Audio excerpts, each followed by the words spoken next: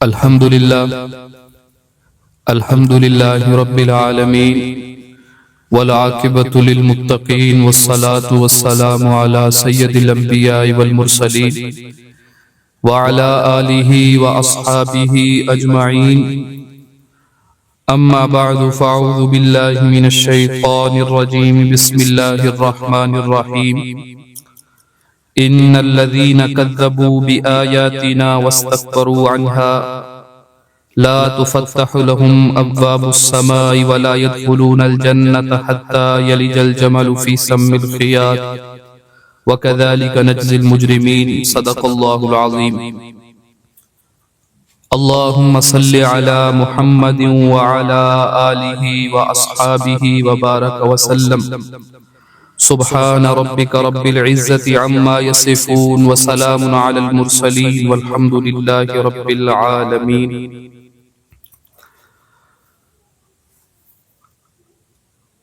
دین اسلام کی بنیاد دو چیزیں ہیں. نمبر 1 عقائد، نمبر 2 اعمال. عقیدہ نام ہے ماننے کا اور عمل نام ہے کرنے کا. عقیدہ کہتے ہیں کسی چیز پہ یقین رکھنا، کسی چیز کو ماننا، اور عمل کہتے ہیں کوئی کام کرنا. عقیدے کا تعلق انسان کے دل کے ساتھ ہے اور عمل کا تعلق انسان کے جسم کے ساتھ ہے. عقیدہ بنیاد ہے اور عمل اس بنیاد پہ تعمیر ہونے والی عمارت ہے. اگر بنیاد مضبوط ہوگی تو وہ عمارت مضبوط ہوتی ہے، اگر بنیاد کمزور ہو تو عمارت کمزور ہوتی ہے، اس کی جو عمر ہے وہ کم ہو جاتی ہے. تو اگر انسان کا عقیدہ صحیح ہوگا، پختہ ہوگا، درست ہوگا، تو پھر اس کا جو عمل ہوگا وہ بھی پختہ اور درست ہوگا. اس عمل کی بنیاد جو عقیدہ پہ پڑے گی. تو جس طرح کا انسان کا عقیدہ ہوگا، اگر وہ صحیح عقیدہ رکھتا ہے تو اس کا عمل صحیح ہوگا. اگر اس کے عقیدے کے اندر خرابی آ جائے گی تو پھر اس کے عمل کے اندر بھی خرابی آ جائے گی. اللہ رب العزت قرآن مقدس میں سورہ عصر میں فرماتے ہیں وَالْعَصْرِ إِنَّ الْإِنسَانَ لَفِي خُسْرٍ. فرمایا قسم ہے زمانے کی کہ بے شک تمام انسانیت جو ہے یہ نقصان کے اندر جا رہی ہے. سارے لوگ نقصان اٹھا رہے ہیں. اب بندہ حیران ہوتا ہے کہ قرآن کہہ رہا ہے کہ ساری انسانیت یہ خسارے میں جا رہی ہے، حالانکہ میں تو فائدے میں جا رہا ہوں. میرا کاروبار بھی صحیح چل رہا ہے، میری زراعت بھی صحیح چل رہی ہے، میری دکان صحیح چل رہی ہے، مجھے نفع ہو رہا ہے. لیکن قرآن کہتا ہے کہ سارے انسان خسارے میں ہیں، نقصان کے اندر جا رہے ہیں. تو اللہ وحدہ لا شریک فرماتے ہیں کہ اے انسان، اگر تو اس خسارے سے نکلنا چاہتا ہے تو تیرے لیے کرنے کے چند کام ہیں، ان کو سمجھ لے. اس نقصان سے نکلنے کا فارمولہ بھی اللہ نے خود بتا دیا ہے. اس نقصان سے نکلنے کا جو طریقہ ہے وہ بھی اللہ نے بتا دیا ہے. فرمایا إِلَّا الَّذِينَ آمَنُوا وَعَمِلُوا الصَّالِحَاتِ وَتَوَاصَوْا بِالْحَقِّ وَتَوَاصَوْا بِالصَّبْرِ. فرمایا اس نقصان سے وہ لوگ نکلیں گے کہ جن کا عقیدہ صحیح ہو، آمنو کے اندر، وعملوا الصالحات عمل سنت کے مطابق ہو، وتواصوا بالحق اور وہ حق بات کی وصیت کرتا ہے، حق بات کو پھیلاتا ہے، وتواصوا بالصبر اور حق بات کے نتیجے میں اگر کوئی مشکل پیش آتی ہے تو اس پہ صبر کرتا ہے. تو قرآن جب بات کرتا ہے نقصان سے بچنے کی، کامیابی حاصل کرنے کی، حقیقی کامیابی حاصل کرنے کی، چاہے وہ دنیا کی ہو یا آخرت کی ہو، تو فرماتا ہے سب سے پہلے إِلَّا الَّذِينَ آمَنُوا، انسان کا عقیدہ درست ہونا چاہیے، ایمان درست ہونا چاہیے. کیونکہ ایمان اگر اور عقیدہ اگر صحیح نہیں ہوگا، انسان جیسا بھی عمل کرے گا اس کا کوئی فائدہ نہیں ہوگا. اگر انسان کا عقیدہ درست ہوگا تو پھر اس کا چھوٹے سے چھوٹا عمل بھی اس کو فائدہ دیتا ہے، اور اگر اس کا عقیدہ درست نہ ہو تو پھر اس کا بڑے سے بڑا عمل بھی اس کو فائدہ نہیں دے سکتا۔ اللہ کا قرآن فرماتا ہے مثل الذین کفروا بربہم اعمالہم کرماد اشتدت بہ الریح فی یوم عاصف لا یقدرون مما کسبوا علی شیء ذلک هو الضلال البعید۔ فرمایا جو لوگ کافر ہیں، جو ایمان نہیں رکھتے، جن کا عقیدہ درست نہیں ہے، وہ جتنے بھی اعمال کرتے ہیں، عمل کر رہے ہیں، بظاہر بڑا نیک عمل نظر آ رہا ہے، لیکن ان کے اعمال کی مثال ایسے ہے جیسے ہوا کے راستے میں پڑی ہوئی راکھ ہوتی ہے۔ وہ راکھ پڑی ہوتی ہے، آندھی چلتی ہے، طوفان آتا ہے، ہوائیں چلتی ہیں، زمانے کا ہیر پھیر ہوتا ہے، اور وہ ہوائیں اس راکھ کو اڑا کے کبھی یوں پٹک دیتی ہیں، کبھی وہاں لے کے جاتی ہیں، تو اس راکھ کا وجود باقی نہیں رہتا ہوا کے راستے میں۔ تو جس طرح اس راکھ کا وجود باقی نہیں رہتا ہوا کے راستے میں، ہوا اس کے وجود کو مٹا دیتی ہے، اسی طرح وہ کافر جن کا ایمان نہیں ہے، جن کا عقیدہ درست نہیں ہے، وہ اعمال کرتے رہیں، صدقہ و خیرات کرتے رہیں، نیکیاں کرتے رہیں، بظاہر نیک اعمال کرتے رہیں، تو ان کے اعمال کی مثال ایسے ہی ہے کہ جس طرح یہ راکھ ہوا کے راستے میں ضائع ہو جاتی ہے، اسی طرح ان کے اعمال بھی ضائع ہو جاتے ہیں۔ پھر اللہ رب العزت فرماتے ہیں کہ والذین کفروا اعمالهم کسراب بقیعة یحسبه الظمآن ماء حتی اذا جاءه لم یجدہ شیئا ووجد اللہ عنده فوفاہ حسابہ واللہ سریع الحساب۔ فرمایا جو کافر لوگ ہیں ان کے اعمال کی مثال کیا ہے، جن کا پہلے تو مثال دی راکھ کے ساتھ، پھر اللہ رب العزت دوسری مثال دیتے ہیں، فرماتے ہیں کہ ان کی مثال ایسے ہے کہ جن لوگوں کے عقیدے میں خرابی ہے، ان کے اعمال کی مثال، ان کے کاموں کی مثال، ان کی نیکیوں کی مثال ایسے ہے جیسے دھوپ میں چمکتی ہوئی ریت ہوتی ہے۔ دھوپ میں چمکتی ہوئی ریت ہوتی ہے، اسے سراب کہتے ہیں۔ جب گرمیوں کا موسم ہو، انسان سڑک پہ چلتا ہے نا، سڑک پہ چلتے ہوئے سامنے دور نظر دوڑاتے ہوئے یوں محسوس ہو کہ جیسے پانی ہے سڑک کے اوپر، لیکن وہ آگے جاتا ہے تو پانی تھوڑا سا اور آگے چلا جاتا ہے، وہ اور مزید آگے جاتا ہے، پانی اور آگے چلا جاتا ہے، یعنی انسان جتنا بھی دوڑتا رہے، جتنا بھی چلتا رہے، وہ کبھی اس پانی کو نہیں پہنچ سکتا، کیونکہ اس پانی کا وجود ہی نہیں ہے۔ تو اللہ وحدہ لا شریک نے مثال دی ان کافروں کے اعمال کی کہ کافروں کے اعمال کی مثال بھی اس چمکتی ہوئی ریت کی طرح کہ جو صحرا کے اندر ایک بھٹکتا ہوا مسافر، وہ ریگستان کے اندر، ریت کے علاقے کے اندر وہ گم ہو گیا، جب وہ صحرا کے اندر جاتا ہے، صحرا کے اندر دور دیکھتا ہے آسمان پہ سورج کی تپش و حدت ہے، شدت ہے، گرمی ہے، پانی مل نہیں رہا، راستہ وہ بھٹک گیا، کھو گیا۔ وہ سامنے جب دور تک دیکھتا ہے تو اسے چمکتی ہوئی ریت نظر آتی ہے، لیکن اس کی آنکھوں کے اندر ایک دھوکہ پیدا ہو جاتا ہے، ایک سراب، ایک فریب پیدا ہوتا ہے، اس کی آنکھیں اسے وہ چیز دکھاتی ہیں جو موجود نہیں ہوتی۔ اب وہ سمجھتا ہے، دور دیکھ کے کہتا ہے کہ صحرا کے اندر اسے نا ایک جھیل نظر آتی ہے، ایک پانی نظر آتا ہے، حالانکہ وہ صرف ریت چمک رہی ہے، وہ سمجھتا ہے یہ پانی ہے، لیکن اس کی آنکھوں کا دھوکہ ہوتا ہے، وہ مزید اس کے پیچھے جاتا ہے، لیکن وہ پانی اسے کبھی نہیں ملتا، وہ ریت مزید آگے جائے گی، مزید آگے جائے گی، حتیٰ کہ وہ بندہ چلتا چلتا اس ریگستان کے اندر صحرا کے مزید درمیان میں چلا جاتا ہے، لیکن نہ اسے پانی ملتا ہے، نہ اسے وہ زندگی کا اثر ملتا ہے، حتیٰ کہ اس پہ موت آ جاتی ہے تو وہ ختم ہو جاتا ہے۔ تو جس طرح یہ چمکتی ہوئی ریت کبھی پانی نہیں ہو سکتی، یہ نظروں کا دھوکہ ہے، اسی طرح کافر کے اعمال اس کو فائدہ نہیں دے سکتے، جس طرح وہ چمکتی ہوئی ریت پانی کا دھوکہ ختم ہو جاتا ہے، اسی طرح ان کے اعمال بھی ختم ہو جاتے ہیں۔ اللہ وحدہ لا شریک فرماتے ہیں ایک اور مقام کے اوپر کہ ان الذین کذبوا بآیاتنا واستکبروا عنها لا تفتح لهم ابواب السماء ولا يدخلون الجنة حتى يلج الجمل في سم الخياط وكذلك نجزي المجرمين۔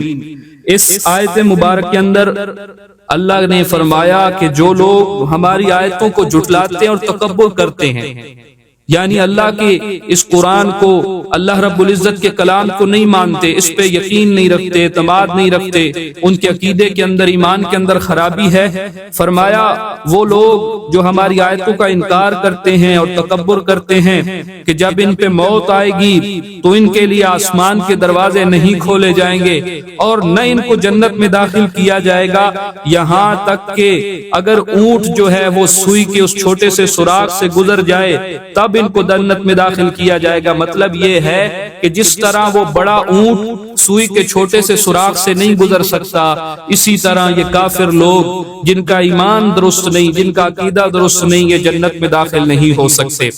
تو اس سے یہ بات واضح ہو جاتی ہے کہ عقیدے کی اہمیت کتنی زیادہ ہے۔ عقیدے کے بنا عمل کا کوئی فائدہ نہیں۔ اللہ رب العزت قرآن مقدس میں ایک جگہ پہ فرماتے ہیں کہ مشرکین مکہ اسلام سے پہلے بھی وہ اپنے آباء و اجداد کی روایات، جب اللہ کے رسول صلی اللہ علیہ وسلم تشریف لائے، آپ سے پہلے بھی جو قریش کی روایات تھیں، ان روایات کے اندر ایک یہ بات بھی شامل تھی کہ وہ لوگ حاجیوں کا بڑا خیال کرتے تھے۔ وہ مکہ کے متولی تھے، مسجد حرام کے متولی تھے، حاجیوں کا بڑا خیال کرتے۔ حضور علیہ الصلوۃ والسلام کے آباء و اجداد کے اندر یہ بات شامل تھی کہ وہ حاجیوں کے لیے پانی کا بندوبست کرتے، ان کے لیے کھانے کا بندوبست کرتے۔ اور ایک روایت کے مطابق ہاشم، آپ کے جد امجد نبی علیہ الصلوۃ والسلام کے جد دادا ہاشم کو ہاشم اسی لیے کہا جاتا ہے کہ وہ حاجیوں کے لیے کھانے کا بندوبست کرتے تھے۔ تو اب مشرکین مکہ کیا کہتے؟ وہ کہتے کہ ہم تو حاجیوں کو پانی پلاتے ہیں، ہم تو حاجیوں کے لیے بندوبست کرتے ہیں، کیا اللہ پھر بھی ہمیں دوزخ میں بھیج دے گا؟ کیا اللہ ہمیں پھر بھی آگ میں ڈال دے گا؟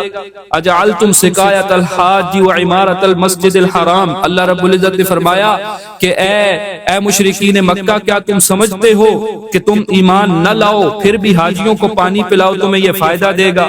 فرمایا اگر تمہارا ایمان ٹھیک نہیں ہے، عقیدہ ٹھیک نہیں ہے، تم حاجیوں کو پانی پلاؤ گے تمہیں فائدہ نہیں ہوگا۔ ایک بات۔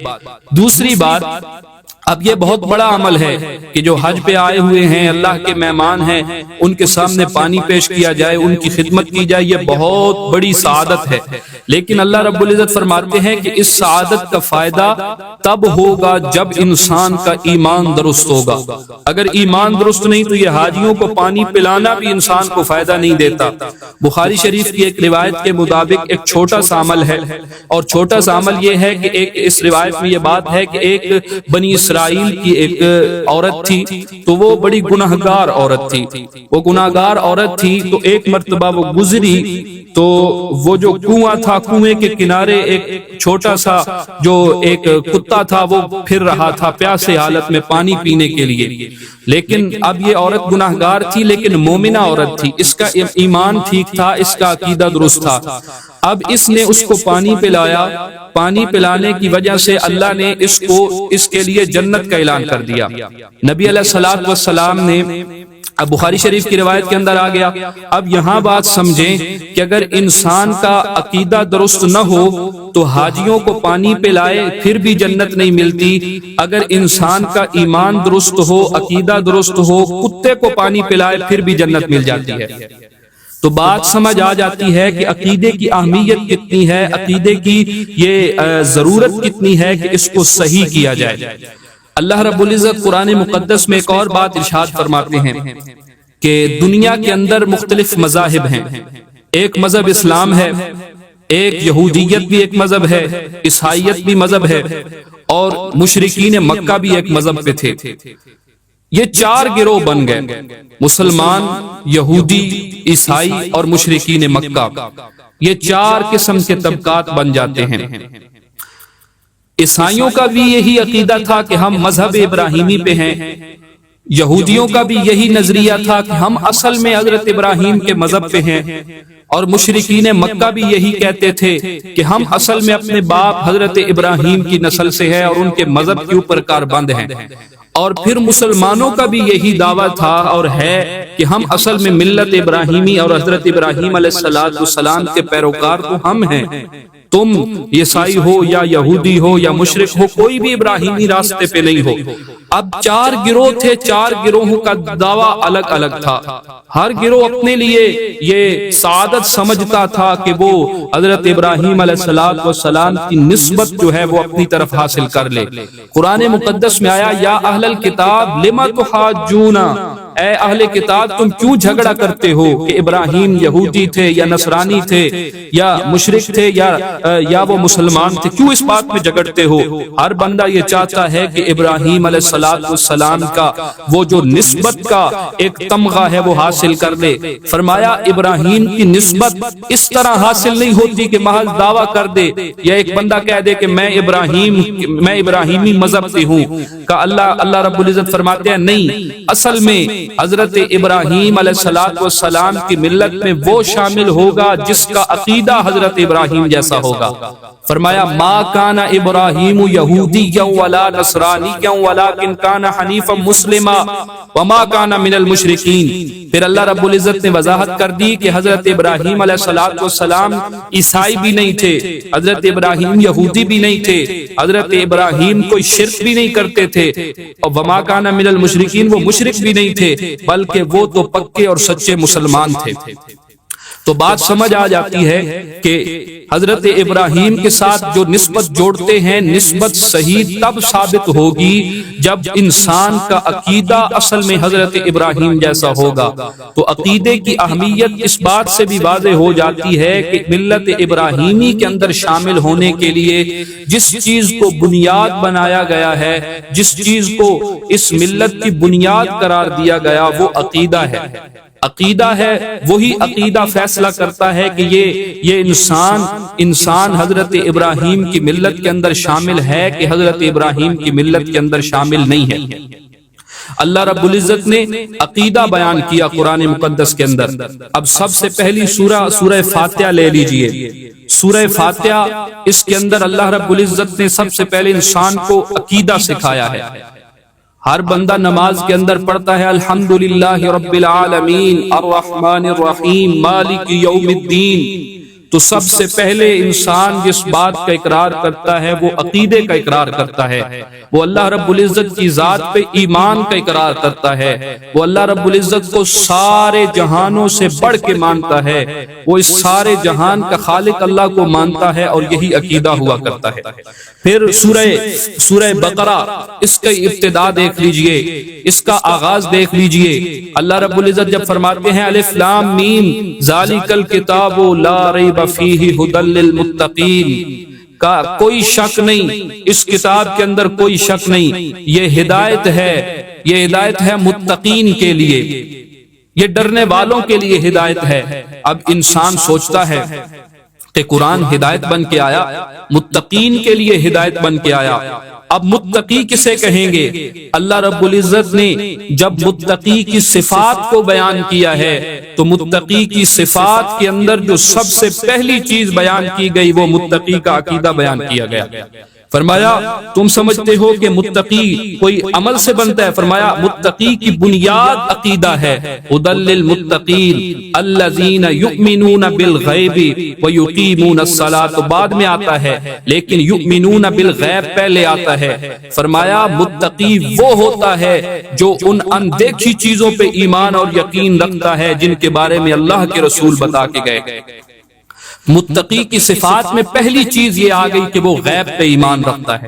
تو یہاں بھی جب بات ہوئی ہے سب سے پہلے عقیدے کو رکھا گیا، عقیدے کو سامنے رکھ کے بات کی گئی ہے کہ متقین کی صفات اگر چاہتے ہو تمہارے اندر آ جائیں تو سب سے پہلے متقین والا یقین لے کے آؤ، متقی والا عقیدہ اپناؤ، کیونکہ وہ غیب پہ ایمان رکھتے ہیں، وہ غیب پہ ایمان رکھتے ہیں۔ اللہ رب العزت کی ذات غیب ہے، اللہ غیب ہے، اللہ کو نہیں دیکھا لیکن مانتے ہیں، جنت کو نہیں دیکھا لیکن مانتے ہیں، دوزخ کو نہیں دیکھا لیکن مانتے ہیں۔ اسی طرح آپ دیکھ لیں روز آخرت کو نہیں دیکھا لیکن یقین رکھتے ہیں، فرشتوں کو نہیں دیکھا لیکن یقین رکھتے ہیں۔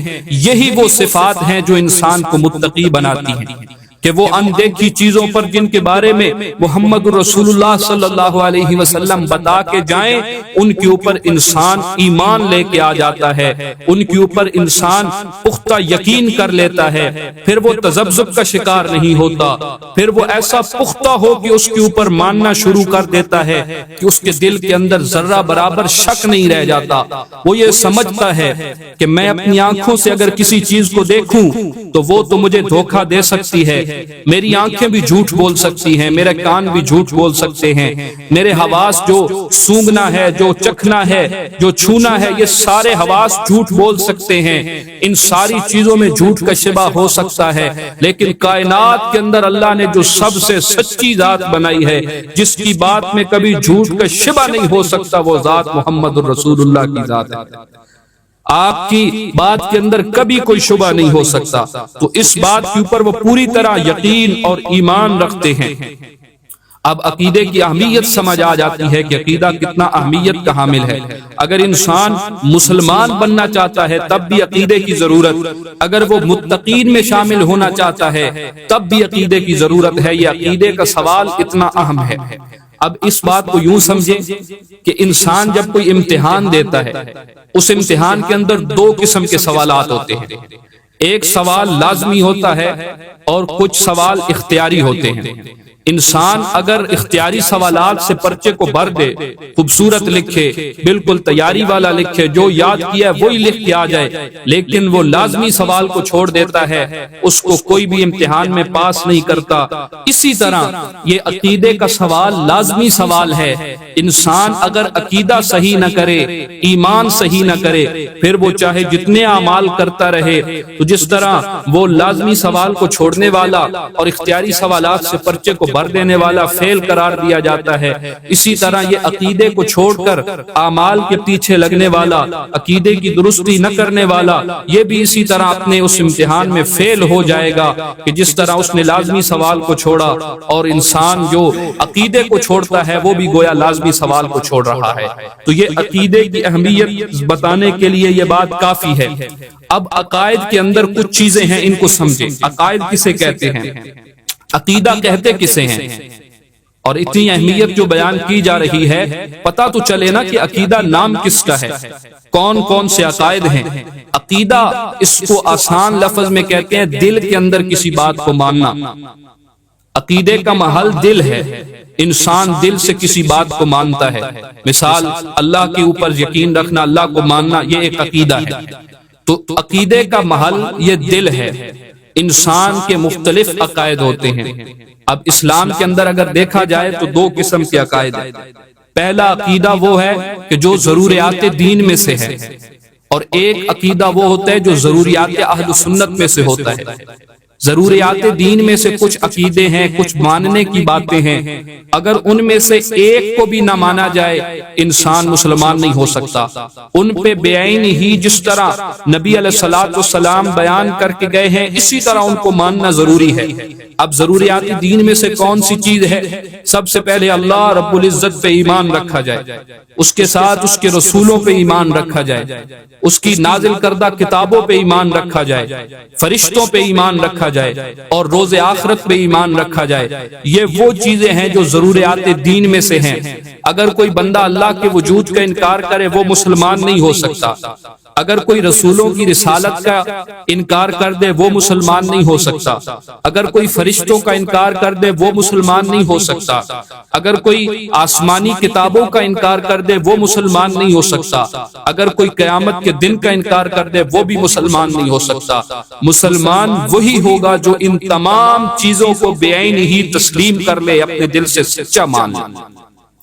تو یہ عقیدے کی بنیاد، ضروریات دین۔ اب عقائد کو ایک بالکل ترتیب سے سمجھتے ہیں، ترتیب کے ساتھ۔ سب سے پہلا عقیدہ وجود باری تعالیٰ کا۔ سب سے پہلا عقیدہ انسان کے ذہن میں آنا چاہیے کہ وہ خالق کے وجود کو تسلیم کرتا ہے۔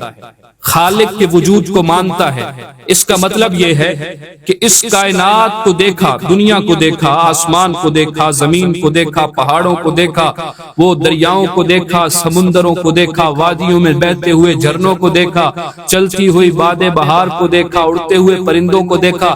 انسان کے ذہن میں ایک سوال ابھرتا ہے، کیا ان کے بنانے والا بھی کوئی ہے؟ ان کو کس نے بنایا ہے؟ وہ سوچتا ہے ضرور اس کے بنانے والی کوئی ذات موجود ہے۔ تو سب سے پہلا عقیدہ ہے کہ وجود کو مانا جائے کہ ایک بنانے والی ذات موجود ہے، ایک بنانے والی ذات موجود ہے جس نے دنیا کو بنایا ہے، انسان کو بنایا ہے، ہر چیز کو بنایا ہے، بنانے والی ذات موجود ہے۔ کیونکہ بنانے والے کے بغیر دنیا کے اندر کوئی چیز بن نہیں سکتی۔ اگر آپ کوئی چیز دیکھیں، دروازہ بن گیا، اسی طرح آپ دیکھیں کہ چھت بن گئی، عمارت بن گئی، کوئی گھر کے اندر پڑا ہوا میز بن گیا، کوئی گھر کے اندر پڑی ہوئی کرسی بن گئی، تو سب سے پہلے انسان کا ذہن اس طرف جاتا ہے کہ اس دروازے کے بنانے والا بھی کوئی ہوگا، اس میز کے بنانے والا بھی کوئی ہوگا، اس گھر کے بنانے والا بھی کوئی ہوگا۔ تو وہ یہ سمجھتا ہے کہ چھوٹی سے چھوٹی چیز یہ خود بخود نہیں بن سکتی، تو اسی طرح یہ کائنات بھی خود بخود نہیں بن سکتی، اس کے بنانے والے بھی ایک ذات موجود ہے، اس کو تخلیق کرنے والی ذات بھی موجود ہے۔ دنیا میں کچھ لوگ ایسے ہیں کہ جو کہتے ہیں کہ دنیا کو کسی نے نہیں بنایا، یہ خود بخود بن گئی، خود بخود ایک نیچرل پروسیس کے ذریعے سے، ایک قدرتی عمل کے ذریعے سے یہ خود وجود میں آ گئی ہے، کوئی بنانے والا نہیں ہے۔ اللہ کا انکار کر دو، خالق کا انکار کر دو۔ وہ سمجھتے ہیں کہ ہم ہی صرف جناب اس دنیا میں صحیح العقیدہ اور فہم اور عقل والے لوگ ہیں، یہ جو مذہبی ہیں، یہ مسلمان ہیں، یہ تو سارے جاہل ہیں۔ وہ کہتے ہیں کہ کوئی خالق نہیں ہے، کوئی خدا نہیں ہے، بس سب کچھ خود بن گیا ہے، سب کچھ خود بن گیا ہے۔ تو مسلمان یہ سمجھتا ہے کہ خود بخود کوئی چیز نہیں بن سکتی۔ جب میرے گھر میں پڑا ہوا میز، چھوٹے سے چھوٹا میز، یہ خود نہیں بن سکتا، تو بلا یہ ساری کائنات خود بخود کیسے بن سکتی ہے؟ حضرت امام اعظم ابو حنیفہ رحمۃ اللہ علیہ بہت بڑے عالم، علماء کے سر کے تاج، اور جن کی ہم تقلید کرتے ہیں، جن کی پیروی کرتے ہیں، حضرت امام اعظم ابو حنیفہ رحمۃ اللہ علیہ کے ایک واقعہ درج ہے۔ ایک واقعہ ہے کہ آپ کے پاس ایک بندہ آیا، آپ کے پاس ایک دہری آیا، ملحد آیا، جو خدا کے وجود کو نہیں مانتا تھا۔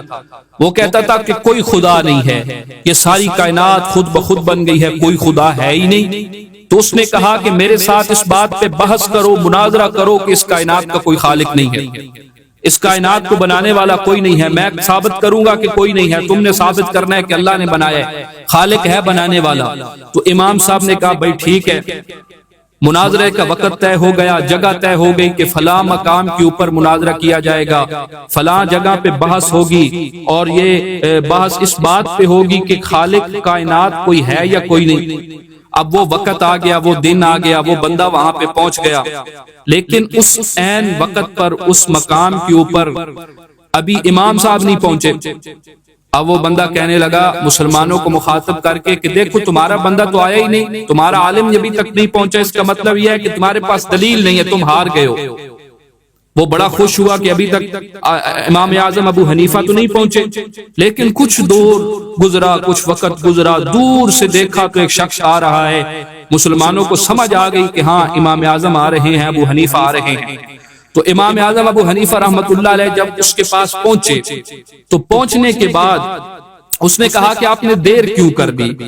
تو امام صاحب فرمانے لگے کہ دیر اس لیے ہوئی کہ اصل بات یہ ہے کہ میرے گھر کے درمیان اور اس جگہ میں ایک دریا تھا، دریا کو پار کرنے کا کوئی طریقہ نہیں تھا۔ میں صبح سویرے اٹھا، تیار ہوا اور دریا کے کنارے آ کے کھڑا ہو گیا۔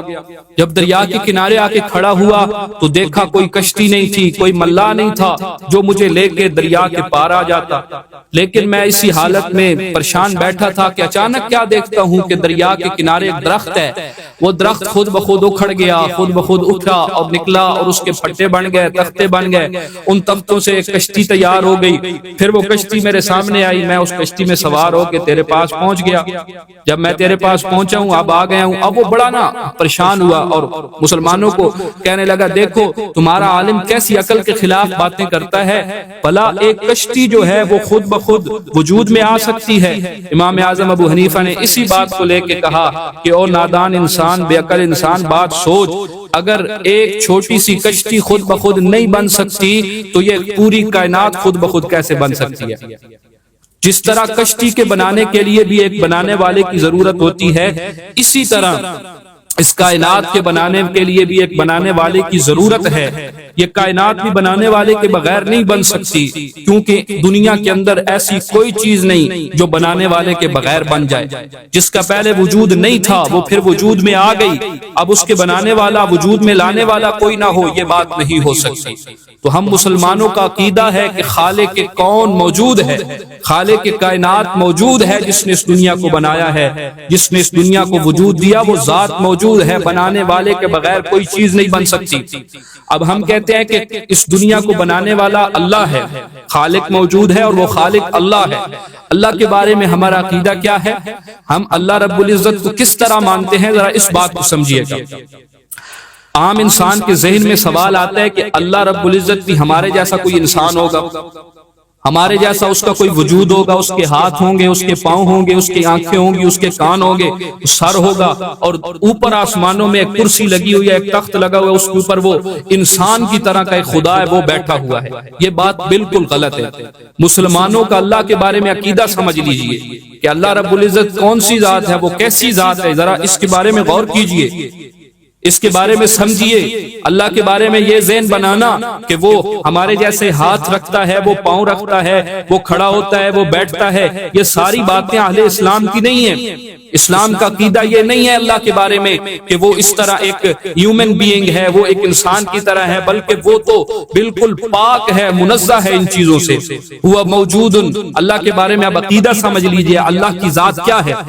ہوا موجود بلا مکان بلا جسم بلا جہت ولا طویل ولا عریض ولا یشغل الامکنہ ولا یحویہ مکان ولا جہات من جہات الست ولا یشغل الامکنہ۔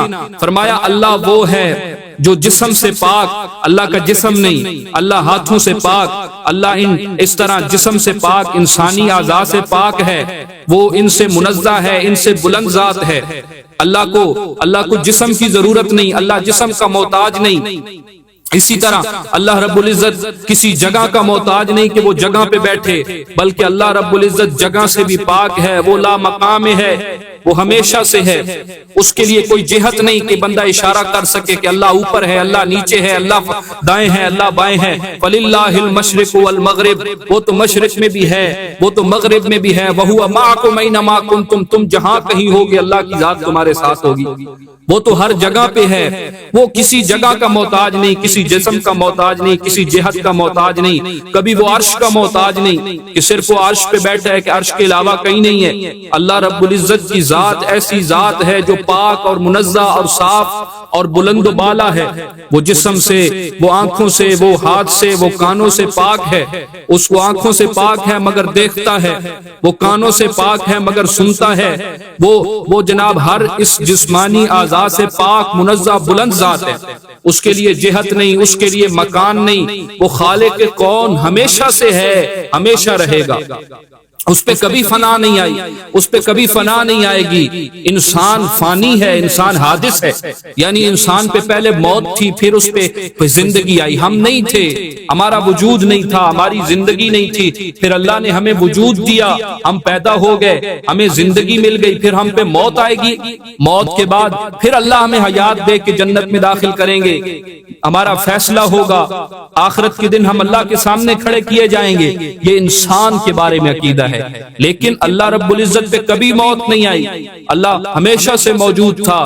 یہ کائنات کچھ نہیں تھی، یہ آسمان نہیں تھا، یہ زمین نہیں تھی، یہ درخت نہیں تھے، یہ پہاڑ نہیں تھے، یہ انسان نہیں تھے، جنات نہیں تھے، حیوانات نہیں تھے، فرشتے نہیں تھے، کچھ بھی نہیں تھا، جنت نہیں تھی، دوزخ نہیں تھی، کچھ بھی نہیں تھا۔ اللہ تب بھی موجود تھا، اللہ تب بھی موجود تھا، اور یہ سب کچھ جب فنا ہو جائے گا اللہ کی ذات تب بھی موجود ہوگی۔ وہ کبھی کسی زمانے کی محتاج نہیں رہی، وہ کبھی کسی وقت کی محتاج نہیں رہی۔ اللہ کیفیت سے پاک ہے، اللہ جسم سے پاک ہے، اللہ جگہ سے پاک ہے، اللہ جہاد سے پاک ہے، اللہ فنا سے پاک ہے، اللہ کی ذات بہت بلند ہے۔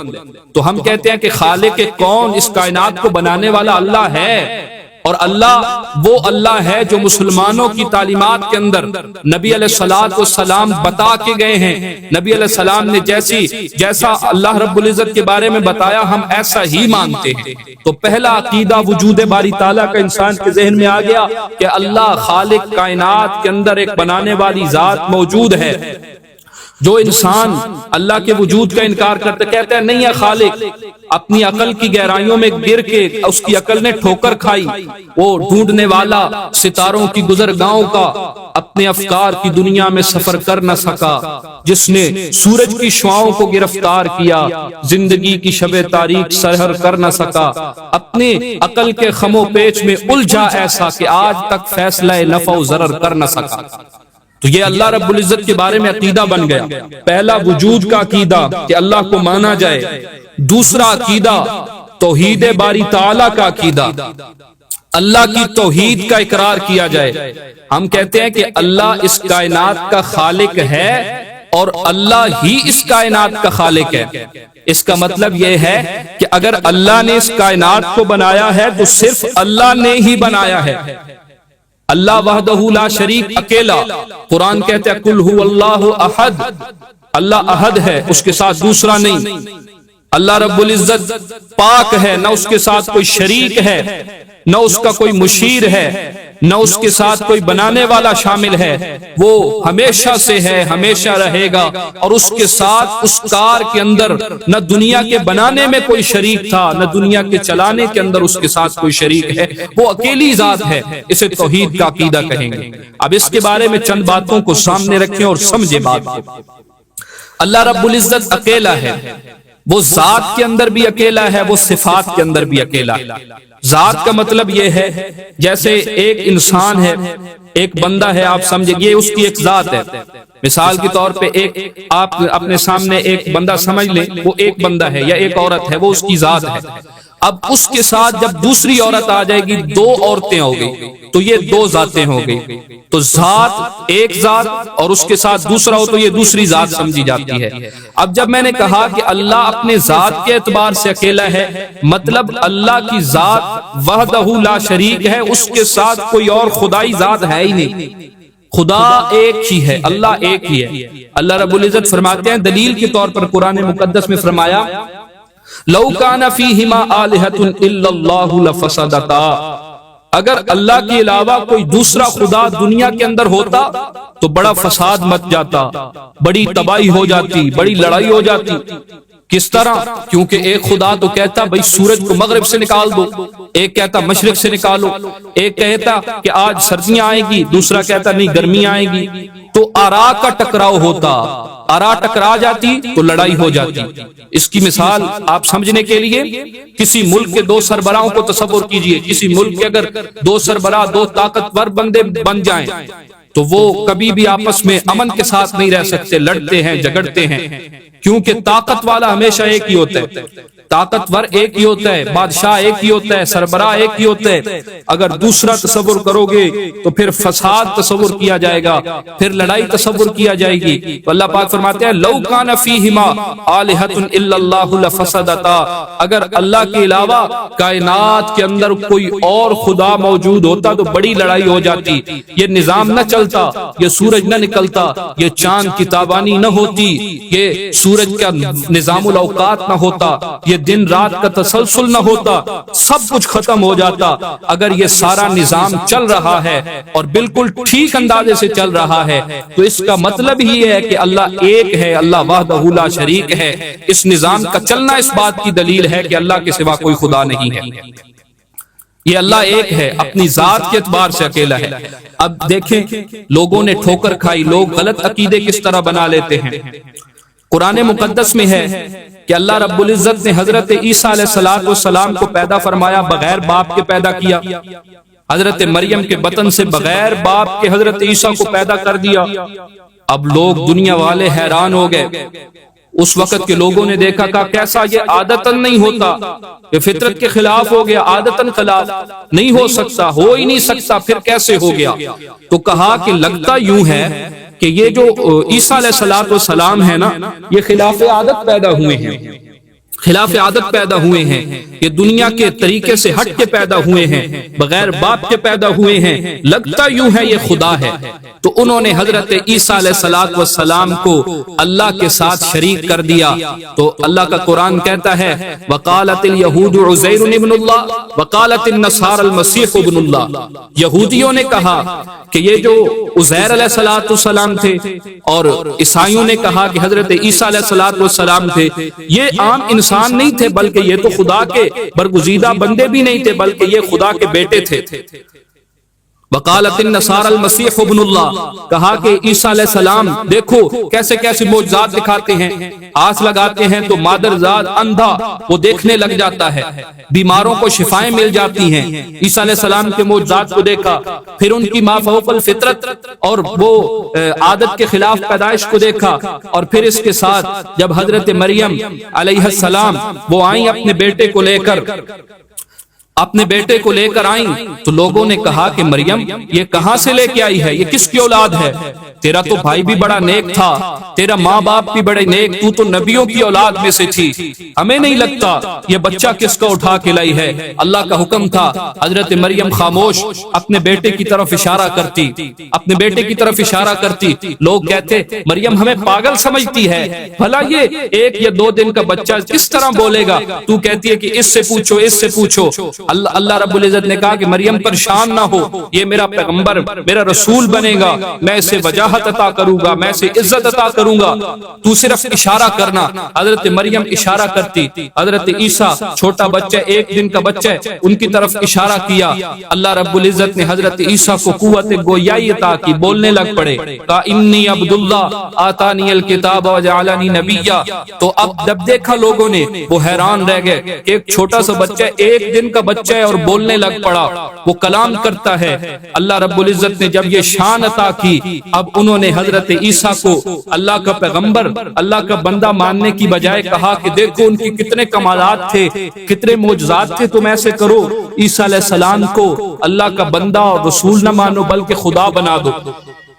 وہ اللہ کے بندے کو انہوں نے خدا بنا دیا، تو اللہ کے اس توحید کے اندر اس بات کو شریک کر دیا کہ حضرت عیسیٰ کو خدا کہنے لگے۔ لَقَدْ كَفَرَ الَّذِينَ قَالُوا إِنَّ اللَّهَ ثَالِثُ ثَلَاثَةٍ، اللہ کا قرآن کہتا ہے کہ کفر کیا ان لوگوں نے جو کہتے تھے کہ اللہ 3 میں سے تیسرا ہے، یعنی وہ حضرت عیسیٰ کو بھی خدا مانتے، حضرت مریم کو خدا مانتے، اللہ کو خدا مانتے، کہتے 3 خدا ہے۔ اللہ نے کہا کہ یہ بھی توحید کے منافی ہے، 3 خدا نہیں ہو سکتے۔ پھر یہودیوں کے عقیدے کو بیان کیا کہ وہ کہتے عزیر علیہ السلام اللہ کا بیٹا ہے۔ اللہ رب العزت نے فرمایا کہ نہ میرا کوئی بیٹا ہے، قل هو اللہ احد اللہ الصمد لم یلد ولم یولد ولم یکن لہ کفوا احد۔ کہا یہودیوں تم بھی جھوٹ بولتے ہو اور نصرانیوں تم بھی جھوٹ بولتے ہو، اللہ کا نہ کوئی بیٹا ہے، اللہ کی نہ کوئی اولاد ہے۔ پھر مشرکین مکہ اٹھے، وہ کہنے لگے صرف بیٹا نہیں بلکہ یہ جو فرشتے ہیں یہ اللہ کی بیٹیاں ہیں۔ تو اللہ رب العزت نے کہا کہ بڑے عجیب لوگ ہو، کوئی میرا بیٹا بنا رہا ہے، کوئی کسی کو میری بیٹی بنا رہا ہے۔ اللہ رب العزت فرمانے لگے نہ میرا کوئی بیٹا ہے نہ میری کوئی بیٹی ہے، میں کل بھی اکیلا تھا، میں آج بھی اکیلا ہوں، میں کل بھی اکیلا تھا، میں آج بھی اکیلا ہوں، میری کوئی اولاد نہیں، میں وحدہ لا شریک ہوں، کائنات کے بنانے میں کوئی میرے ساتھ شریک نہیں، کائنات کے چلانے میں کوئی میرے ساتھ شریک نہیں، میں کل بھی اکیلا، میں آج بھی اکیلا۔ میں نے جب دنیا کو بنایا تھا کوئی مشورہ دینے والا نہیں تھا، میں اب جب دنیا کو چلا رہا ہوں میرے اس چلانے کے اندر بھی کوئی مجھے مشورہ دینے والا نہیں ہے، کوئی مجھے نہیں بتاتا کہ اس طرح چلا۔ اللہ کی توحید کا عقیدہ یہ ایک بنیادی عقیدہ بن کے آیا۔ اب جتنے انبیاء آئے، جتنے رسول آئے، سب کی تعلیم کا جو بنیادی نقطہ تھا وہ یہی نقطہ تھا کہ اللہ رب العزت کی توحید کا اقرار کیا جائے۔ حضرت آدم سے لے کر حضرت نبی آخر الزمان صلی اللہ علیہ وسلم تک جتنے انبیاء تھے اللہ نے سب کو کلمہ عطا کیا۔ ہر نبی کے کلمے کا پہلا جز جو تھا وہ لا الہ الا اللہ تھا، ان کی دعوت جو تھی وہ لا الہ الا اللہ تھی۔ کلمے کے 2 جز، ایک لا الہ الا اللہ، ایک محمد الرسول اللہ۔ لا الہ الا اللہ کے اندر اللہ کی توحید کا اقرار تھا، محمد الرسول اللہ کے اندر نبی علیہ السلام کی رسالت تھی، تو جہاں توحید کی بات آئی تو ہر نبی کا کلمہ یہی تھا، لا الہ الا اللہ، لا الہ الا اللہ۔ حضرت آدم کا کلمہ بھی دیکھ لیں، لا الہ الا اللہ، لیکن دوسرا جز بدلتا رہا ہر نبی کے زمانے کے اعتبار سے۔ حضرت آدم کا کلمہ لا الہ الا اللہ، آدم صفی اللہ۔ حضرت نوح کا کلمہ لا الہ الا اللہ، نوح نجی اللہ۔ حضرت ابراہیم کا کلمہ لا الہ الا اللہ، ابراہیم خلیل اللہ۔ حضرت موسیٰ کا کلمہ لا الہ الا اللہ، موسیٰ کلیم اللہ۔ حضرت عیسیٰ کا کلمہ لا الہ الا اللہ، عیسیٰ کلمت اللہ۔ نبی علیہ السلام کا کلمہ لا الہ الا اللہ، محمد الرسول اللہ۔ تو کلمے کا پہلا جز توحید کا بنیادی عنصر یہ ایک ہی رہا، اگلا بدلتا رہا۔ یہ اس بات کی طرف اشارہ تھا کہ اللہ کی توحید کا عقیدہ کتنا بنیادی عقیدہ ہے۔ اللہ رب العزت فرماتے ہیں ان اللہ لا یغفر ان یشرک بہ ویغفر ما دون ذلک لمن یشاء۔ فرمایا کائنات کے اندر میں ہر گناہ معاف کر سکتا ہوں، لیکن یہ شرک والا گناہ ایسا ہے میں کبھی معاف نہیں کروں گا۔ یہ شرک والا گناہ میں کبھی معاف نہیں کروں گا کہ کوئی میری ذات کے اندر شریک کر دے، کوئی میری ذات کے اندر کسی کو شریک کر دے کہ اللہ کے ساتھ یہ بھی خدا بن جاتا ہے۔ فرمایا ان اللہ لا یغفر ان یشرک بہ ویغفر ما دون ذلک لمن یشاء، کہ اللہ سارے گناہ معاف کر سکتا ہے لیکن اللہ رب العزت کے شرک والا گناہ کبھی معاف نہیں کرے گا۔ تو یہاں سے توحید کی اہمیت سمجھ آتی ہے۔ اللہ رب العزت فرماتے ہیں کہ تم اللہ کے سوا جن کو پکارتے ہو، اللہ کے سوا جن سے مدد مانگتے ہو، اللہ کے سوا جن کو اپنا حاجت روا سمجھتے ہو، فرمایا یہ تو چھوٹی سی طاقت بھی نہیں رکھتے۔ کسی نے جب مشکل پڑتی ہے، جب انسان کے اوپر مختلف حالات آتے ہیں، تب اس کے عقیدے کا پختگی کا پتہ چلتا ہے کہ اس کا عقیدہ درست ہے، عقیدہ پختہ ہے یا نہیں ہے۔ آسانی میں تو ہر بندہ باتیں کرتا رہتا ہے کہ میں بھی جناب توحید پہ بڑا پختہ ہوں، میں بھی توحید پہ بڑا پختہ ہوں، میں اللہ کے سوا کسی کو نہیں پکارتا، میں اللہ کے سوا کسی سے دعا نہیں مانگتا، میں اللہ کے سوا کسی سے مدد نہیں مانگتا۔ لیکن جب انسان کی ذات پہ تھوڑی سی مشکل آتی ہے تو پھر وہ مختلف قسم کی چیزوں کو پکارنا شروع کر دیتا ہے، مختلف قسم کی۔ تو اللہ رب العزت فرماتے ہیں کہ میں تمہیں ایک مثال بیان کرتا ہوں، میں تمہارے سامنے ایک مثال بیان کرتا ہوں۔ فرمایا مثال یہ ہے کہ جب انسان مجھے چھوڑ کر غیروں کو پکارتا ہے، مجھے چھوڑ کر غیروں سے دعا کرتا ہے، مجھے چھوڑ کر مخلوقات سے دعا کرتا ہے، اس کی مثال کیا ہے؟ فرمایا جب انسان پہ مشکل حالات آتے ہیں اس کو چاہیے یہ تھا کہ وہ اللہ کے سامنے روتا، اللہ کے سامنے گڑ گڑاتا، اللہ سے دعا کرتا، لیکن جب وہ انسان اللہ سے نہیں مانگتا بلکہ کبھی وہ جا کے قبر والوں کے پاس کھڑا ہو جائے گا کہ جاؤ فلاں دربار پہ چلے جاؤ، اس سے جا کے مانگو، فلاں دربار پہ جاؤ وہاں دعا کرو، فلاں پیر فقیر کے پاس چلے جاؤ اس سے جا کے دعائیں مانگنا شروع کر دو، فلاں جناب پیغمبر کو پکارو، فلاں ولی کو پکارو، فلاں صحابی کو پکارو، اور فلاں جناب فرشتے کو پکارو، وہ تمہاری مدد کو آئیں گے، وہ تمہیں جناب مشکلیں حل کر دیں گے۔ تو وہ ان کو پکارتے ہیں۔ اللہ رب العزت فرماتا ہے کہ اے انسانوں میں تمہارے ضرب مثل فاستمعوا لہ، میں تمہارے سامنے ایک ایسی مثال بیان کر رہا ہوں، اپنے کان کو کھول کے سنو، اپنے کانوں کو کھولو، ان کانوں کے اوپر پڑے ہوئے پردوں کو کھولو، میں تمہارے سامنے ایک مثال بیان کرتا ہوں۔ ضرب مثل فاستمعوا لہ، اپنے کانوں کو کھول کے سننا میری بات۔ اللہ رب العزت فاستمعوا کہہ رہے ہیں، فرمایا میری اس مثال کو سنو اور سمجھو۔ ان الذین، فرمایا وہ لوگ جو میرے علاوہ کسی کو پکارتے ہیں، میرے علاوہ کسی سے دعائیں مانگتے ہیں، میرے علاوہ کسی کے سامنے اپنے سجدے کو، اپنی پیشانی کے سجدے کو ٹیکتے ہیں اور سجدوں کے لائق سمجھتے ہیں، فرمایا لن یخلقوا ذبابا ولا اجتمعوا لہ، ان میں اتنی طاقت بھی نہیں ہے۔ اب اس مثال کو سمجھنا، فرمایا اللہ کے علاوہ جن کو تم پکارو گے ان میں اتنی طاقت بھی نہیں ہے کہ وہ ایک مکھی کو وجود دے سکے، وہ ایک مکھی کو پیدا نہیں کر سکتے۔ کہ یہ تو بڑی بات ہے، مکھی کو پیدا کرنا بڑی بات ہے، لیکن اگر ایک بندہ بیٹھا ہے کھانا کھا رہا ہے مکھی آئی، اس کے کھانے کے اندر سے ایک لقمہ، ایک تھوڑا سا ذرہ اٹھا کے چلی جاتی. وَإِن يَسْلُبْهُمُ الذُّبَابُ شَيْئًا لَّا يَسْتَنقِذُوهُ مِنْهُ. فرمایا اس میں اتنی طاقت بھی نہیں کہ جب وہ مکھی آئی تھی اور مکھی نے اس سے کوئی چیز لے لی اور وہ چلی گئی، مکھی کی اس چیز لے جانے کے بعد یہ اتنا محتاج ہے کہ یہ مکھی بنانا تو دور کی بات ہے، یہ مکھی اگر اس کے کھانے میں سے ذرہ اٹھا کے لے جائے، یہ اپنا وہ ذرہ واپس نہیں لے سکتا، تو تیری حاجت روائی کیسے کر سکتا ہے؟ ضعف الطالب والمطلوب، مانگنے والا بھی کمزور اور جس سے تم مانگ رہے ہو وہ بھی کمزور. تو فرمایا اللہ اکیلا، اللہ سے مانگو، دعائیں صرف اللہ سنتا ہے، اللہ کے علاوہ کوئی نہیں سنتا، اللہ کے علاوہ کوئی حاجت روا نہیں ہے، اللہ کے علاوہ کوئی مشکل کشا نہیں ہے، اللہ کے علاوہ کوئی بگڑی بنانے والا نہیں ہے، اللہ کے علاوہ کوئی اولاد دینے والا نہیں ہے. وہ اکیلا، وہ کل بھی اکیلا تھا، وہ آج بھی اکیلا ہے. اللہ رب العزت فرماتے ہیں کہ جب انسان وَإِذَا مَسَّ الْإِنسَانَ الضُّرُّ دَعَانَا لِجَنبِهِ أَوْ قَاعِدًا أَوْ قَائِمًا. ایک وقت آتا ہے انسان خوشیوں میں جی رہا تھا، اس کے چہرے پہ بڑی مسکراہٹیں تھی، اچانک وقت آ گیا اس کے جناب جسم کے اوپر کوئی بیماری آ گئی، کسی پریشانی نے گھیر لیا، کسی مصیبت کے اندر مبتلا ہو گیا. جب وہ پکارتا ہے، جب اس کو ان قرب کے اندر، ان مصائب کے اندر، آلام کے اندر مبتلا ہوتا ہے، وہ ہمیں پکارتا ہے، وہ ہم سے دعا مانگتا ہے، اللہ سے دعا مانگتا ہے. اللہ رب العزت فرماتے ہیں جب اس نے مجھے پکارا، پکارنے کے بعد میں اس کی مدد کرتا ہوں، میں اس کے مشکل کو حل کر دیتا ہوں، میں اس کی پریشانی کو حل کر دیتا ہوں. فرمایا جب یہ مشکل کے اندر ہوتا ہے پھر اللہ کو پکارتا ہے، لیکن جب اللہ اس کی مشکل کو حل کر دیتے ہیں، یہ میرے پاس سے ایسے گزر جاتا ہے جیسے مجھے جانتا ہی نہیں ہے، یہ اپنے راستوں کو بدل لیتا ہے. اے انسان، یہ تو اپنی بے وفائی کو تو ذرا دیکھ، جب تجھ پہ حالات آتے ہیں تو اللہ کو پکارتا ہے، اور جب حالات چلے جاتے ہیں پھر اللہ کے ساتھ دوسری مخلوقات کو شریک کرنے لگ پڑتا ہے. اب انسان کے اوپر مصیبت آ گئی، مثال کے طور پہ ایک بندہ محتاج بن گیا، وہ کہتے ہیں کہ میری اتنا عرصہ ہو گیا میری اولاد نہیں ہوتی. ایک بندہ کہتا ہے کہ تو ایسا کر، فلاں دربار پہ چلا جا، فلاں کام کر، فلاں پیر کے پاس جا، اس سے جا کے تعویذ لے، اولاد ہو جائے گی.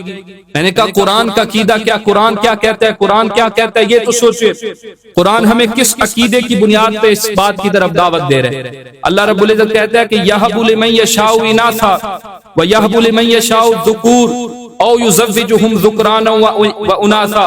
اللہ رب العزت فرماتا ہے کہ میں جسے چاہتا ہوں بیٹی دیتا ہوں، جسے چاہتا ہوں بیٹے دیتا ہوں، جسے چاہتا ہوں بیٹے اور بیٹیاں دونوں دے دیتا ہوں، اور جسے چاہتا ہوں بے اولاد کر دیتا ہوں. یہ اولاد دینا کسی انسان کے بس میں ہے ہی نہیں، کسی مخلوق کے بس میں ہے ہی نہیں، یہ میرے اللہ کا کام ہے، جسے چاہتا ہے دیتا ہے، جسے چاہتا ہے نہیں دیتا، جسے چاہتے عطا کرتا ہے، جسے چاہتے ہی نہیں دیتا. اب کیا، اب بے اولاد شخص جو ہے وہ بھٹکتا ہے، کہتا ہے کہ آؤ اللہ کے در کو چھوڑ دو، لوگ اسے دعوت دیں گے ادھر جا ادھر جا. پھر لوگ جاتے ہیں پیروں کے پاس، مشدیوں کے پاس اور جناب پنڈتوں کے پاس جا کے مختلف قسم کے حربے کرتے ہیں، مختلف طرح سے کام کرتے ہیں کہ ہمیں ہماری یہ مراد پوری ہو جائے. اللہ کہتے ہیں نہیں ہوگی، جب تک میں نہ چاہوں گا کچھ بھی نہیں ہوگا، جب تک میں نہ چاہوں کچھ نہیں ہوتا، یہ میری عطا پہ ہے. یہ 25واں سپارہ اللہ وحدہ لا شریک فرما رہے یہبو، میں جس کو دیتا ہوں میں چاہتا ہوں، میرے علاوہ کوئی نہیں دے سکتا. یہب لمن یشاء اناثا ویہب لمن یشاء الذکور، یہ تو میری چاہت ہے، میں جس کو چاہوں دے دوں، جس کو چاہوں نہ دوں. اللہ رب العزت فرمایا میں اکیلا ہوں، میری رضا کے اندر، میری چاہت کے اندر کوئی شریک ہو ہی نہیں سکتا. ہم کیا کہتے ہیں جب مشکل پڑ جاتی ہے، کہتے ہیں پیر صاحب کو کے سامنے گیا اور کہا پیرا لے ککڑ تے دے پتر. پیر صاحب کہتے ہیں لے ککڑ تے دے پتر. کبھی کہتے ہیں کہ میں پاک پتن تے آن کھلوتی بیڑی میری بننے لا، میں پاک پتن تے آن کھلوتی بیڑی میری بننے لا. کبھی جناب پاک پتن والے بابے کو پکاریں گے، کبھی لاہور والے داتا صاحب کو پکاریں گے، کبھی ہم جا کے جناب ملتان والوں کو پکاریں گے. تو اللہ پاک فرماتا ہے اے انسانوں، تم میرے در کو چھوڑ کے میری مخلوق کو اور میرے جو پیدا کردہ بندے ہیں تم ان کو حاجت روا کہتے ہو. یہ حاجت روا نہیں ہے، کائنات کے اندر حاجت روائی و مشکل کشائی ہے صرف اللہ کے ہاں. اللہ رب العزت چاہتا ہے تو کرتا ہے، جس کی چاہتا ہے کرتا ہے، جس کی چاہتا ہے نہیں کرتا. تو یہ توحید کا عقیدہ بنیادی عقیدہ بن جاتا ہے. اللہ کے سوا کسی خالق کو نہ مانو، اللہ کے سوا کسی مالک کو نہ مانو، اللہ کے سوا کوئی نفع نقصان دینے کا اختیار نہیں رکھتا۔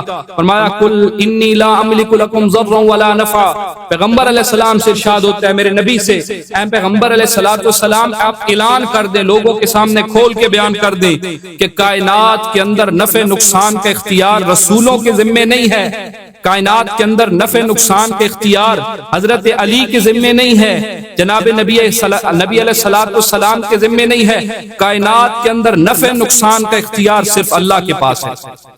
لوگ کہتے یا علی مدد، یا رسول اللہ مدد، تو یہ وہ ساری چیزیں ہیں جس سے شرک کے دروازے کھل رہے ہیں۔ جس طرح یہود و نصارہ تباہ ہوئے وہ شرک کا راستہ اپنا کے، اسی طرح مسلمان بھی اپنی تباہی کو دعوت دیتا ہے جب وہ شرک کے راستے کو اپنا لیا کرتا ہے۔ تو یہ دوسرا بنیادی عقیدہ توحید کا سمجھ لینا چاہیے کہ اللہ کے سامنے ایاک نعبد و ایاک نستعین کا اقرار ہے کہ اے اللہ تیرے علاوہ کسی کی عبادت بھی نہیں کرتے، تیرے علاوہ کسی سے مدد بھی نہیں مانگتے۔ ہر نماز کے اندر ہر بندہ اقرار کرتا ہے اللہ عبادت بھی تیری ہے اور دعا بھی ہم صرف تجھ سے مانگتے ہیں۔ تو یہ دوسرا عقیدہ توحید کا سمجھ آ گیا۔ اسی طرح آگے مختلف عقائد چلتے جائیں گے، رسالت کے متعلق کچھ عقائد سمجھ لیں۔ رسول کیا ہوتا ہے؟ رسول کے بارے میں یہ بنیادی بات سمجھے کہ اللہ وحدہ لا شریک نے ایک نظام بنایا ہے۔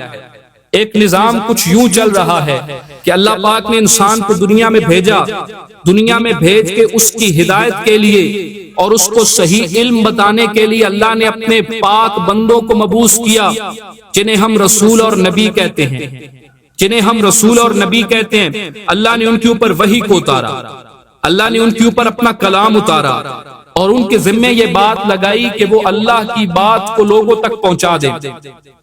ان کے ذمے یہ کام لگایا کہ وہ اللہ کی بات کو لوگوں تک پہنچا دے۔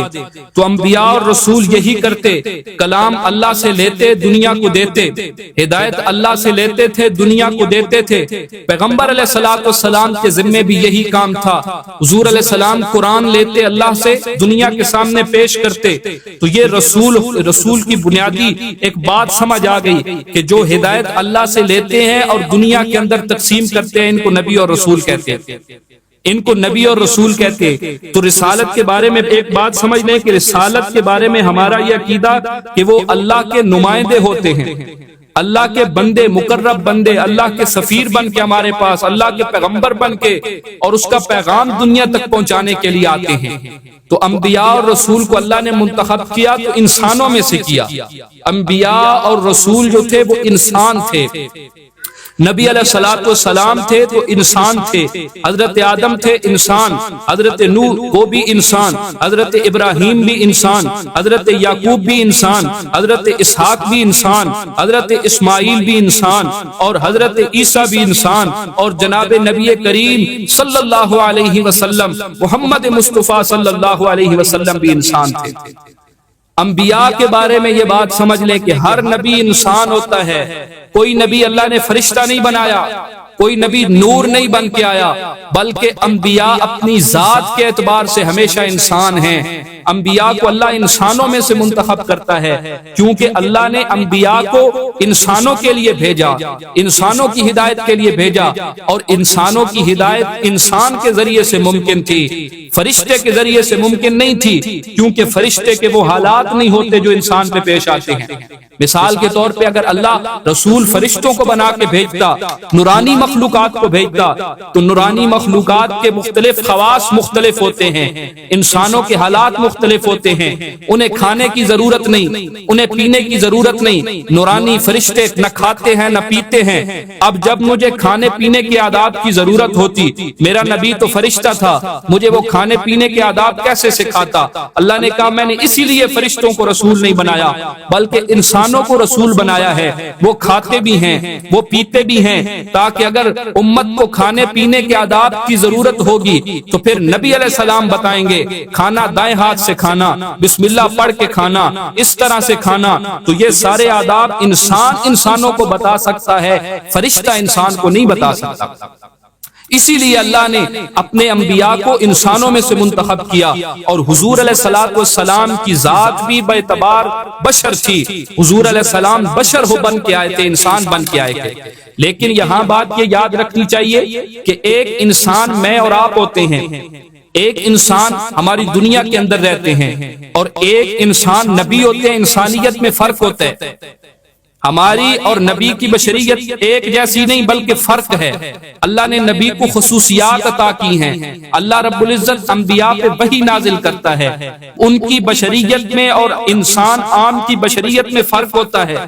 لوگ بڑے دھوکہ دیتے ہیں، وہ کہتے ہیں کہ دیکھو یہ لوگ ہیں نا، یہ کہتے ہیں حضور ہمارے جیسے انسان ہیں۔ تو بھائی یہ کہنا ہے کہ ہم یہ نہیں کہتے کہ حضور ہماری جیسے انسان ہیں، ہم تو کہتے ہیں کہ ہم لوگ عام بشر ہیں، ہماری کیا اوقات ہے۔ حضور علیہ السلام کا مرتبہ سب سے بلند ہے، حضور کا مقام سب سے بلند ہے۔ ہم عام انسان ہیں، نبی خاص بشر ہوتے ہیں، نبی کے اندر اللہ صفات رکھتا ہے۔ حضور علیہ الصلوۃ والسلام کے بارے میں سمجھ لیجئے، نبی علیہ السلام کے وجود کو اللہ پاک نے جنت کی مٹی سے بنایا، اور عام انسان کے وجود کو دنیا کی مٹی سے بنایا۔ تو دنیا کی مٹی کے اندر مختلف خصائص، دنیا کی مٹی کے اندر مختلف چیزیں، یعنی دنیا کی مٹی کے اندر بدبو بھی ہے، دنیا کی مٹی کے اندر غلاظت بھی ہے۔ اسی لیے عام انسان جو ہوتا ہے وہ کبھی بدبودار ہوتا ہے، کبھی خوشبودار ہوتا ہے، کبھی انسان کے جسم سے خوبصورتی جھلکتی ہے، کبھی وہ بدصورت ہوتا ہے، کبھی وہ کالا ہوتا ہے، کبھی گورا ہوتا ہے، کیونکہ میں اور آپ کو اور مجھے اللہ نے اس دنیا کی مٹی سے بنایا، اور انبیاء کو اللہ نے جنت کی مٹی سے بنایا، اور اس سے بڑھ کے پیغمبر علیہ الصلوۃ والسلام امام الانبیاء کو اللہ نے جنت الفردوس کی مٹی سے بنایا۔ اور جنت الفردوس کی مٹی ہمیشہ خوشبودار ہوتی ہے، اسی لیے پیغمبر کے پسینے سے خوشبو آتی ہے۔ جنت کی مٹی میں اللہ نے نورانیت رکھی ہے، نبی علیہ السلام کے چہرے سے نورانیت یوں چمکتی تھی، ایسے لگتا تھا کہ جیسے سورج طلوع ہو رہا ہو۔ نبی علیہ الصلوۃ والسلام کے اندر خصوصیات تھی، آپ کے پسینے سے خوشبو آتی۔ حضور علیہ الصلوۃ والسلام سوتے، آپ کا دل مبارک جاگتا تھا لیکن آنکھیں سوتی تھی۔ میں اور آپ اگر سو جائیں ہمارا وضو ختم ہو جاتا ہے، اگر جاگیں نیا وضو کرنے کی ضرورت۔ پیغمبر علیہ الصلوۃ والسلام سو جاتے، سونے کے باوجود حضور کا وضو نہیں ٹوٹتا تھا، سونے کے باوجود حضور کا وضو ختم نہیں ہوتا۔ یہ پیغمبر علیہ السلام کی خصوصیت۔ تو رسالت کا عقیدہ یہ سمجھ آ گیا کہ انبیاء انسان ہوتے ہیں، لیکن انسانوں میں ان کی فضیلت و افضلیت و کمال بہت زیادہ ہوتا ہے۔ وہ عام انسانوں جیسے انسان نہیں ہوتے بلکہ ان کی بشریت بہت اعلیٰ ہوا کرتی ہے۔ تیسرا عقیدہ صحابہ کرام کے بارے میں چند باتیں عرض کرتا چلوں۔ صحابہ کرام، صحابی، اہل بیت، یہ کیا چیزیں ہیں؟ عام لوگ عام طور پہ یہ باتیں سنی جاتی ہیں، یہ صحابی ہے، یہ اہل بیت ہے۔ میرے دوستو اس بات کو سمجھ لینا چاہیے کہ جو صحابی ہے یہ کس کو کہتے ہیں؟ صحابی کہتے ہیں اس بندے کو جس نے ایمان کی حالت کے اندر نبی علیہ الصلوۃ والسلام کو دیکھا ہو یا حضور علیہ السلام نے ان کو دیکھا ہو اور اسی ایمان کی حالت پہ ان کی وفات ہو جائے، یعنی صحابی کے لیے ایمان شرط ہے، صحابی کے لیے ایمان شرط ہے، یعنی جو ایمان کی حالت میں حضور علیہ الصلوۃ والسلام کی مجلس میں آ کے نبی علیہ السلام کو دیکھ لے یا نبی علیہ السلام انہیں دیکھ لے اور اسی ایمان کی حالت میں ان کی وفات ہو جائے تو اس بندے کو صحابی کہتے ہیں۔ صحابہ کے بارے میں ہمارا عقیدہ یہ ہے کہ صحابہ تمام کے تمام جنتی ہیں، صحابہ تمام کے تمام جو ہیں اللہ پاک نے ان کو محفوظ بنایا ہے، صحابہ تمام کے تمام وہ ہیں جو معیار حق ہیں، صحابہ تمام کے تمام حجت ہیں، صحابہ تمام کے تمام تنقید سے بالا تر ہیں، وہ ہمارے سروں کے تاج ہیں، ان کے اوپر کبھی تنقید نہیں کی جائے گی، ان کے خلاف کبھی کوئی بات نہیں کی جائے گی، بلکہ جس صحابی کا نام لیا جائے گا وہ عزت سے لیا جائے گا، جس صحابی کا نام لیا جائے گا وہ احترام سے لیا جائے گا۔ کیوں؟ اللہ رب العزت نے قرآن صحابہ کے ذریعے سے ہم تک پہنچایا۔ اگر ہمیں ہدایت ملی ہے تو وسیلہ صحابہ بنے ہیں، اگر قرآن ملا ہے وسیلہ صحابہ بنے ہیں، اگر جنت ملے گی تو اس کا وسیلہ بھی صحابہ بنے گے۔ تو صحابہ کرام کے بارے میں یہ بات سمجھ آ گئی کہ صحابہ کرام تمام کے تمام جنتی، اگر کوئی پہلے ایمان لے کے آیا وہ بھی جنتی، اگر کوئی بعد میں ایمان لے کے آیا وہ بھی جنتی۔ تو یہ صحابہ کے بارے میں ہمارا عقیدہ سمجھ آ گیا کہ ہم صحابہ کی عزت کرتے ہیں، صحابہ کی محبت ہمارے دلوں میں ہوتی ہے، ہم صحابہ کا عشق رکھتے ہیں اور اہل بیت سے محبت کرتے ہیں۔ تمام اہل بیت یہ صحابہ میں شامل تھے اور ان کی عزت بھی، صحابہ کرام کی عزت بھی، یہ ہمارے ایمان کا حصہ ہے۔ اہل بیت سے محبت کرنا، صحابہ کرام سے محبت کرنا یہ ایمان کا حصہ ہے۔ جس کے دل میں اہل بیت کا بغض ہو، نفرت ہو، صحابہ کی نفرت ہو، اس کا ایمان کامل نہیں ہو سکتا، اس کا ایمان مکمل نہیں ہو سکتا۔ کامل مومن وہی ہوگا، جنت اسے ملے گی جس کے دل میں صحابہ کی عزت ہوگی، جس کے دل میں اہل بیت کی عزت ہوگی، ان کی محبت ان کے دل میں ہوگی اور ان کے طریقے کو اپنائے گا، اللہ اس کو جنت عطا فرما دیں گے۔ تو ان حضرات کے بارے میں کسی قسم کی کوئی رنجش اپنے دل میں رکھنا، کسی قسم کی کوئی غلط بات اپنے دل میں رکھنا، یہ بات ٹھیک نہیں ہے۔ بلکہ اللہ کا قرآن فرماتا ہے وَكُلًّا وَعَدَ اللَّهُ الْحُسْنَى، اللہ نے صحابہ کرام کے بارے میں فرما دیا کہ میں نے ان تمام سے یہ وعدہ کر دیا، میں نے ان تمام سے جنت کا وعدہ کیا ہے کہ جو پہلے ایمان لے کے آئے ہو، جو بعد میں ایمان لے کے آئے ہو، صحبت مصطفیٰ کی برکت سے، حضور کی مجلس میں بیٹھنے کی برکت سے اللہ نے سب کے لیے جنت کا اعلان کر دیا ہے۔ دنیا کے اندر کچھ لوگ ایسے ہیں جو یہ چاہتے ہیں کہ ہمیں جنت ملے، لیکن میری اور آپ کے بارے میں یہ کوئی نہیں کہہ سکتا کہ ہمیں جنت ملے گی۔ ہمارے اعمال کو دیکھ کے ہمیں لگتا ہے کہ جنت ملے گی یا نہیں ملے گی، کوئی یہ بات نہیں کہہ سکتا۔ ہر بندہ پریشان ہوتا ہے کہ کیا ہوگا، جنت ملے گی یا جنت نہیں ملے گی۔ ہمارا فیصلہ تو آخرت میں ہوگا، لیکن صحابہ کرام اور اہل بیت اعظام ایسی بلند ہستیاں تھیں، نبی علیہ السلام کی قرب کی برکت سے، حضور کی صحبت کی برکت سے اللہ نے ان کو ایسا مقام عطا کیا تھا، اللہ نے ان کو ایسی فضیلت عطا کی تھی کہ لوگوں کو جنت میں جانے کی خوشخبری قیامت کو ملے گی، صحابہ کو جنت میں جانے کی خوشخبری اللہ نے دنیا میں عطا فرما دی تھی۔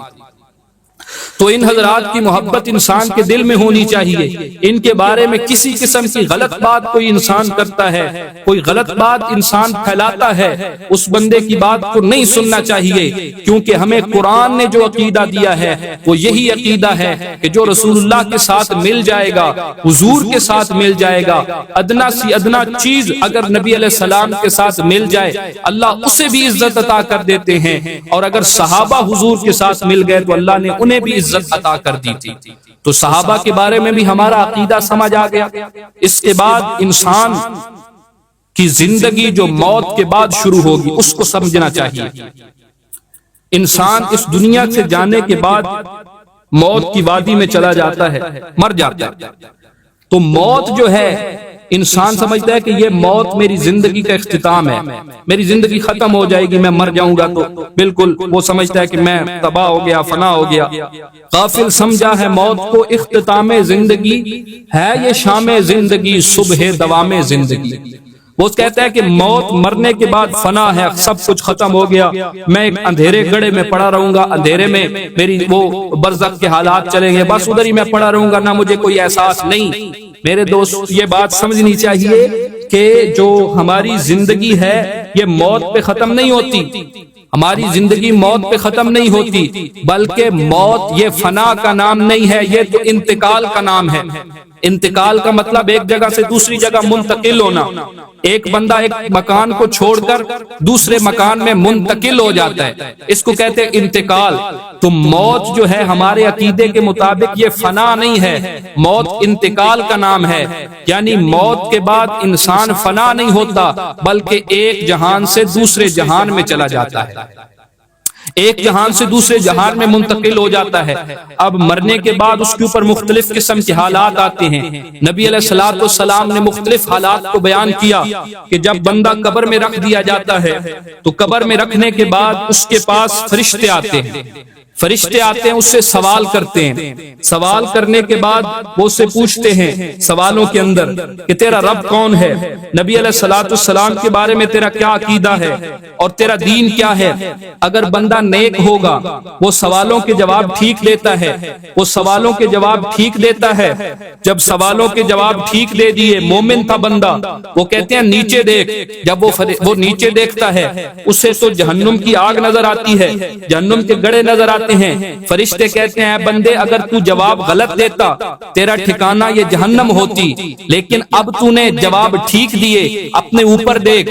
وہ اوپر دیکھتا ہے، اسے جنت کے محلات نظر آتے ہیں، جنت کے باغات نظر آتے ہیں، جنت کی نہریں نظر آتی ہیں، جنت کی وادیاں اور چشمے نظر آتے ہیں۔ وہ کہتے ہیں کہ اب تم نے جواب ٹھیک دیا، اگر غلط دیتا تو جہنم ملتی، اب تم نے اگرچہ جواب غلط نہیں دیا بلکہ ٹھیک دیا ہے، اب اللہ نے تیرے لیے جہنم نہیں بلکہ جنت کا فیصلہ فرما دیا ہے۔ اب وہ قبر میں سوالوں کے جواب ٹھیک دیے، جنت مل گئی۔ اب جب انسان کافر ہوتا ہے، عقیدہ درست نہیں ہوتا، کافر ہوتا ہے، ایمان نہیں ہوتا، اللہ کے رسول کو نہیں مانتا، اللہ پہ ایمان نہیں، دین اسلام سے فارغ ہے، اب وہ جب اپنی قبر میں جاتا ہے، قبر میں جانے کے بعد فرشتے اس کے پاس آتے ہیں، فرشتے سوال کرتے ہیں، وہ سوالوں کے جواب ٹھیک نہیں دیتا، اس کا کفر ظاہر ہو جاتا ہے۔ فرشتے کہتے ہیں اوپر دیکھ، وہ اوپر دیکھتا ہے، اسے جنت نظر آتی ہے۔ فرشتے کہتے ہیں اگر تو سوالوں کے جواب ٹھیک دیتا تو تیرا ٹھکانہ جنت ہوتی، لیکن اب تم نے سوالوں کے جواب ٹھیک نہیں دیے، نیچے دیکھ۔ وہ نیچے دیکھتا ہے تو نیچے دیکھنے کے بعد اس کو تو جہنم کی گڑھے نظر آتے ہیں۔ کہتے تم نے سوالوں کے جواب غلط دیے ہیں، اسی لیے اب تیرا ٹھکانہ جہنم بن جائے گا۔ تو اللہ کے رسول صلی اللہ علیہ وسلم فرما رہے ہیں کہ موت کے بعد زندگی ہے، موت کے بعد یہ اختتام نہیں ہے، بلکہ موت کے بعد اگلا جہان برزخ شروع ہو جاتا ہے، پردے کا جہان شروع ہو جاتا ہے۔ اس جہان کے اپنے مشاہدات ہیں، اس کے اپنے احساسات ہیں، اس کی اپنی چیزیں ہیں، اس کے آکام اور ہیں، اس کی چیزیں اور ہیں، وہ دنیا پہ قیاس نہیں کیا جا سکتا۔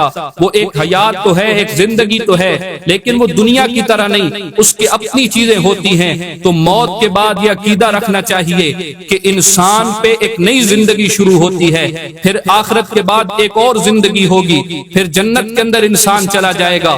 وہ آخرت، روز آخرت پہ ایمان ضروری کہ انسان اس دن کو مانے کہ ایک دن ہوگا جس دن اللہ اپنے سامنے انسان کو کھڑا کریں گے اور اس کا حساب و کتاب ہوگا۔ حساب و کتاب کے بعد ایمان والوں کے لیے جنت کا فیصلہ اور بے ایمانوں کے لیے، کافروں کے لیے دوزخ کے فیصلے ہو جائیں گے۔ پھر جو جنت کے اندر جائیں گے وہ ہمیشہ کے لیے زندگی، جو جہنم کے اندر جائیں گے وہاں بھی ہمیشہ کے لیے زندگی، ادھر جا کے موت کو ختم کر دیا جائے گا۔ اب جو جنت میں رہے گا وہاں ہمیشہ کی زندگی ہے، وہاں بیماری کوئی نہیں، وہاں بڑھاپا کوئی نہیں، وہاں موت کوئی نہیں، وہاں فنا کوئی نہیں، ہمیشہ کے مزے، لمبی عمر ہوگی، ہمیشہ کی زندگی ہوگی، نہ بیماری آئے گی، نہ بڑھاپا آئے گا، اور نعمتیں ہی نعمتیں ہوں گی۔ تو بات سمجھ آ جاتی ہے کہ ہم موت کو فنا نہیں سمجھتے بلکہ موت کو انتقال سمجھتے ہیں۔ موت ختم ہونے کا نام نہیں ہے، موت منتقل ہونے کا نام نہیں ہے۔ یہ چند عقائد تھے اور عقائد کے بارے میں باتیں تھی جو آپ کے سامنے کی ہیں۔ اللہ پاک ان باتوں کو اپنے دل سے ہمیں تسلیم کرنے کی توفیق عطا فرمائے۔ وآخر دعوانا الحمد للہ رب العالمین۔